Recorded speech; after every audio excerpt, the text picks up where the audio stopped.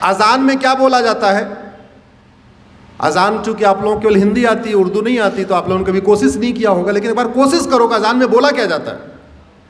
अजान में यह कहा जाता है, दिन में 5 बार या 2 बार जब भी अजान होती है, अल्लाह के अलावा दूसरा और कोई भी इबादत के लायक नहीं, ये बोला जाता है। इस्लाम में अल्लाह के अलावा, खुदा के अलावा और किसी की भी इबादत करना हराम है, बोला जाता है। मदरसों में सिखाया जाता है, कुरान में लिखा है, हदीसों में लिखा हुआ है।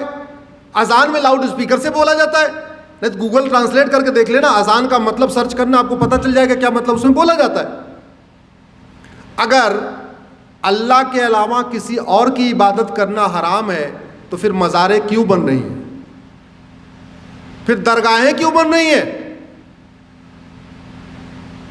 उत्तराखंड में देखते देखते पूरे जंगल के जंगल मज़ार दरगाहें कहां से बन गई। और आपकी जानकारी के लिए बता दूं, अरब में एक भी मज़ार नहीं है, अरब में एक भी दरगाह नहीं है, और अरब में एक भी पक्का कब्रिस्तान नहीं है। इसलिए नहीं है क्योंकि बुत परस्ती, किसी भी और के सामने सजदा करना, किसी भी और के सामने सर झुकाना, यह हराम है। अब मज़ार में लोग सर झुकाते हैं कि नहीं, दरगाह में झुकाते हैं कि नहीं, तो सब सवाल ये बनता है, जो कुरान अरब में है वही कुरान उत्तराखंड में है, वही कुरान हिमाचल में है, तो वहां अगर मज़ार हराम है तो भारत में हलाल कैसे हो गई? अगर अरब में दरगाह बनाना हराम है, अरब में एक भी दरगाह नहीं है, तो भारत में इतनी दरगाहें कैसे बन गई और क्यों बन रही हैं?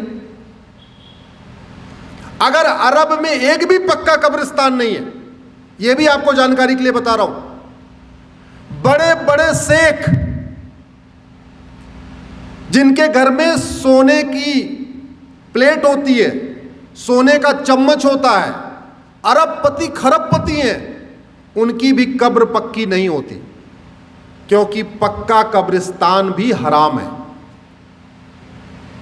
अब सवाल यह बनता है, कुरान वही, हदीस वही, अगर अरब में पक्का कब्रिस्तान हराम है तो भारत में वो जायज़ कैसे हो गया?